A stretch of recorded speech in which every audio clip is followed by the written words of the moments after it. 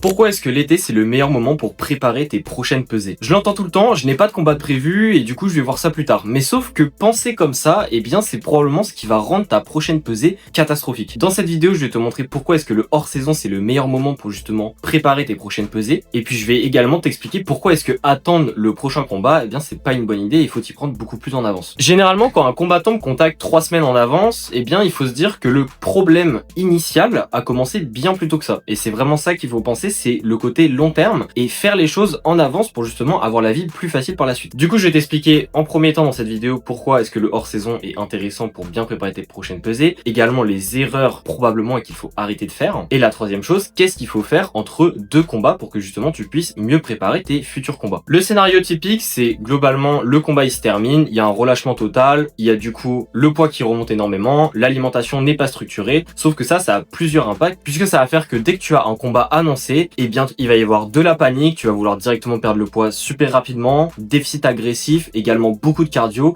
et ça va faire que derrière tu vas avoir beaucoup de fatigue, les performances diminuer, également ça va te créer une certaine frustration et un comportement un peu extrémiste ou du moins tout ou rien avec l'alimentation, et ça va aider de moins en moins tes prochaines pesées. Et c'est d'ailleurs pour ça que beaucoup de personnes ont tendance au fur et à mesure des compétitions à avoir de plus en plus de mal à réussir leur pesée ou même à perdre le poids de manière globale. Donc ce qu'il faut comprendre en fait, c'est que le combat ne se prépare pas quand tu signes le contrat, mais il se prépare vraiment en amont quand justement tu es encore en pleine préparation et que tu n'as pas encore d'annonce de combat. Et je sais que ça peut paraître compliqué parce qu'on attend souvent d'être sûr d'un combat pour bien se préparer, mais en fait il faut vraiment comprendre que le principe c'est d'être assez proche de sa catégorie toute l'année, également d'avoir un poids et une énergie qui est stable, et c'est ça en fait qui va te permettre d'être prêt à tout moment et d'éviter ces côtés stressants dès que tu es prévenu d'un combat où tu vas directement faire un comportement extrémiste et que ça va impacter énormément tes performances. Donc en bref, c'est simple à comprendre, mais par exemple si pendant l'été, eh bien il y a un combattant, il prend 10 kilos, il y en a un autre qui prend que 3 kilos, c'est logique de comprendre que le combattant qui a pris 3 kilos aura bien plus de facilité pour cette prochaine pesée,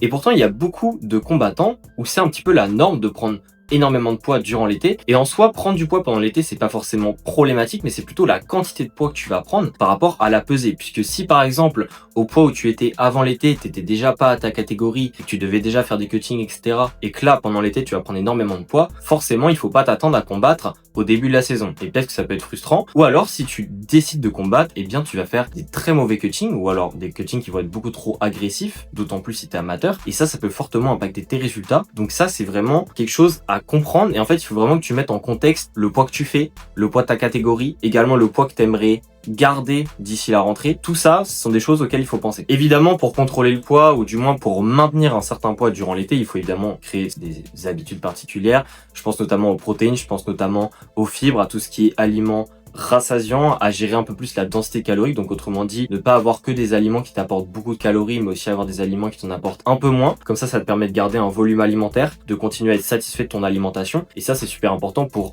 maintenir le poids, pour évidemment ne pas avoir de sensation de faim, puisque si t'as faim durant tout l'été, forcément ça va être très compliqué. Et également, troisième point, c'est aussi d'inclure des aliments plaisir dans ton alimentation, puisque encore une fois on parle d'une alimentation durant tout l'été mais aussi durant toute l'année pour que justement tu puisses maintenir ton poids. Et évidemment il faut avoir une alimentation flexible, puisque si tu es directement dans le côté strict et dans le côté je vais suivre cette alimentation que pendant un mois, c'est que temporaire etc, et bien c'est pas comme ça que tu vas créer des habitudes. Donc évidemment je l'ai dit juste avant, mais tu vas créer des habitudes et tu vas vite te rendre compte en fait des problèmes que tu as tendance à rencontrer, notamment la faim, ce que tu pourrais appeler également les craquages, également peut-être la baisse d'énergie à l'entraînement, tout ce qui est aussi faible activité quotidienne, donc le fait que tu bouges vraiment pas beaucoup à côté des entraînements, et ça peut potentiellement impacter ton poids. En fait tu vas te rendre compte de pas mal de schémas, d'autant plus si tu traques certaines données et pas seulement le poids, et ça va te permettre d'ajuster ce qu'il faut sans pour autant rendre ta vie irréaliste, ou du moins te donner des objectifs qui ne sont pas atteignables ou qui ne sont pas maintenables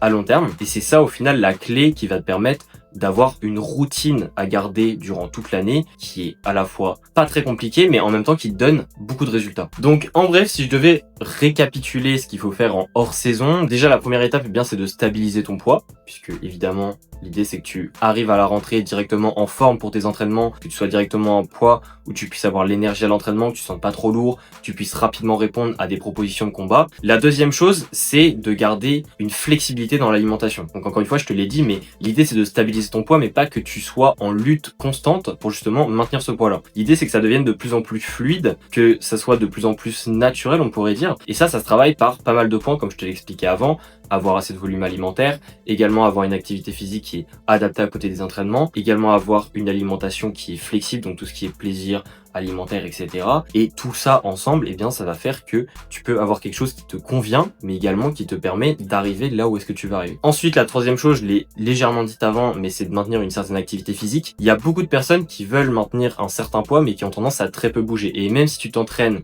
par exemple, tous les jours, eh bien, certes, tu te dépenses, mais au final, si tu restes dans le canapé tout le reste de la journée, eh bien, ta dépense va être beaucoup moins haute que ce que tu pourrais le penser. Et ça peut fortement impacter au niveau du poids. Parce que si tu veux continuer à manger suffisamment ou du moins avoir un petit peu ce plaisir de manger des bonnes quantités, et bien derrière forcément il faut que tu aies une certaine dépense. Donc parfois il faut juste te poser la question de est-ce que tu vas décider de un peu moins manger tous les jours pour maintenir ce poids, ou alors tu vas décider de un petit peu plus te dépenser. Et quand je parle de dépenses ici, je parle pas d'aller faire des runs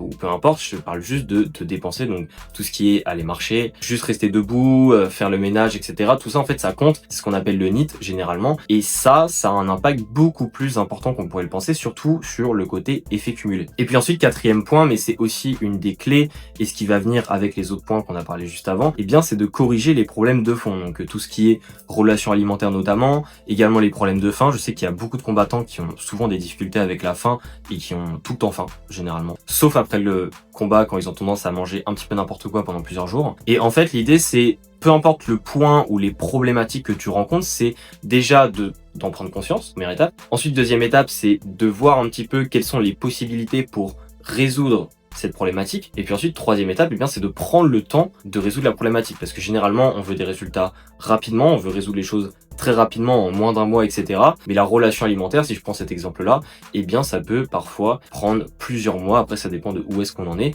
En tout cas, j'en ai parlé dans cette vidéo qui s'affiche juste ici, donc n'hésite pas à aller la regarder concernant ce sujet, mais ça c'est super important. Donc pour conclure cette vidéo, la plupart des combattants pensent que l'été sert à rien parce que les clubs sont fermés, il y a moins d'entraînement, etc. Il fait beau et tout. Mais c'est souvent un point qui est extrêmement sous-estimé, et je pense que tu sois amateur ou pro, eh bien c'est un moment de l'année qui peut être utilisé à ton avantage. Et l'idée, c'est pas que tous les étés tu fasses énormément d'efforts à maintenir ton poids, etc. En fait, il faut vraiment comprendre qu'une fois que tu as trouvé ta routine, tu peux la garder pendant plusieurs années. Et du coup, c'est un travail qui se fait une fois, mais qui doit se faire à un moment où tu as beaucoup de temps devant toi, sans échéance. Parce que le gros problème, c'est que par exemple, moi en suivi, eh bien les amateurs que j'ai, ils ont des combats toutes les 2-3 semaines, et ça fait que forcément, et bien vu qu'ils ont des combats toutes les 2-3 semaines, on n'a pas le temps de faire ce travail de fond sur le poids de forme, etc. Puisqu'on doit constamment être sur des petits cuttings, préparer le poids, après faire la récupération post-pesée, et tout ça, on va dire, nous freine le travail de maintien de poids qu'on doit faire en fond, et c'est pour ça que l'été peut être très intéressant, puisque là il y a une grande zone où il n'y a rien du tout, et c'est justement le meilleur moment de l'année pour le faire. Donc si jamais tu veux avoir un petit peu plus de conseils